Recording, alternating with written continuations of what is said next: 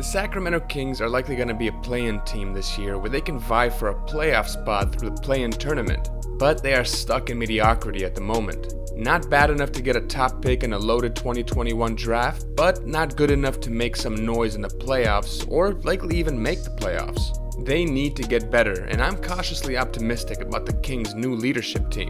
Monte McNair has done a good job so far by drafting the steal of the 2020 draft in Tyrese Halliburton, considering the kid has legit all-star potential. McNair has also positioned the team to have a nice chunk of cap space in the 2021 offseason. Problem is that the Kings have never really been a free agent destination. The only way for them to improve is either through the draft or through trades. I believe there's an ideal, realistic trade the Sacramento Kings can make to improve their team, and that is to trade for the disgruntled Atlanta Hawks big man John Collins. In this video, we will go over why Collins is the guy Monte McNair needs to target, why it will make the Kings better long term, and what package would realistically be enough to pry Collins from the Hawks. But before we get into it, if you enjoy this video, subscribe, turn on the bell notifications, and hit that like button as it's a big help to my channel. I'd very much appreciate it. Also, feel free to comment down below on your thoughts regarding if the Kings should go after John Collins, or if you want to suggest a better alternative. I try and respond to most people the first week the video is up. So it seems that John Collins and the Atlanta Hawks are set to go their separate ways by the end of this season, after Collins turned down a rookie extension offer in the neighborhood of $90 million. He considers himself a max or near max player and decided to bet on himself. Collins is also reportedly at odds with the direction of the franchise and how the Hawks run their offense. It seems the Hawks are undervaluing him and what his value will be in the open market.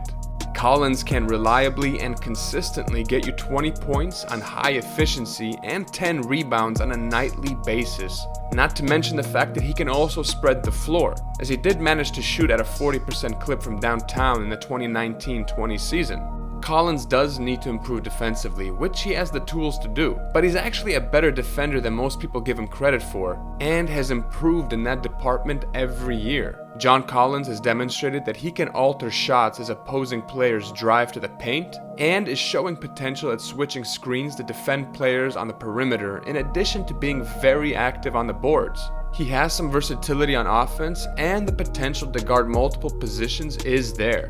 Collins is also just 23 years old, so not only does he still have a lot of room for improvement, but would also perfectly fit the timeline of this Kings franchise. The realistic parameters for this trade can be the Atlanta Hawks shipping out John Collins and Brandon Goodwin to the Sacramento Kings in exchange for Marvin Bagley, a heavily protected 2021 first-round draft pick that turns into 2 second-round picks if it doesn't convey, and an additional second-round pick.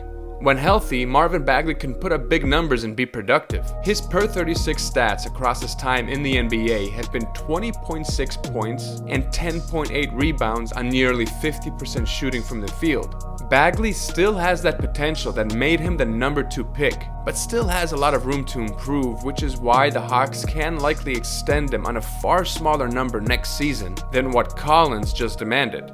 John Collins will be getting a max offer in the offseason one way or another, considering there will be more teams with cap space than there will be legit max players. And because the Hawks are very hesitant to pay him what he wants, and the fact that he is already disgruntled, trading him for Bagley, who still has a lot of untapped potential and draft capital, may be a nice salvage for the Hawks. The alternative may be losing him for nothing. From the Kings' perspective, even though Bagley still has legit potential, he has struggled, and we don't know if he'll ever develop into a player as productive as Collins is. Not only will the Kings be better off, but so will Bagley. They need to go their separate ways. A change of scenery will improve Bagley's odds of tapping into his potential, where the constant comparisons to Luka Doncic won't be ringing as loudly. At the very least, Trae Young can share the weight of those comparisons with him. This saves the Kings the dilemma of having to double down and pay for Bagley come extension season next year. Also, they won't be pressured into playing him more minutes than he deserves at the detriment of the team, simply to justify choosing him so high in the draft over Luka Doncic.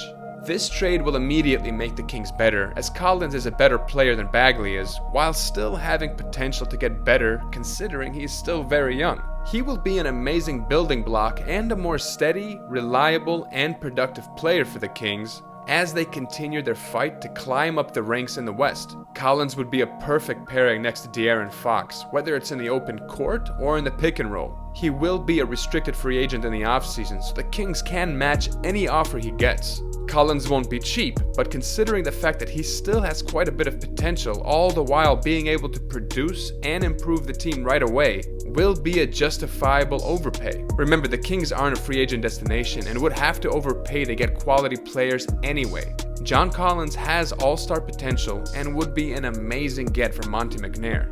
What do you guys think about this trade proposal? Would you be happy to see Collins on the Kings, or do you still have faith that Bagley can develop into someone special in a Kings uniform? Let me know down below, as I do try and respond to most people. And remember, if you enjoyed this video, subscribe and hit that like button. Thanks so much for watching. Till the next one, guys, I'm out.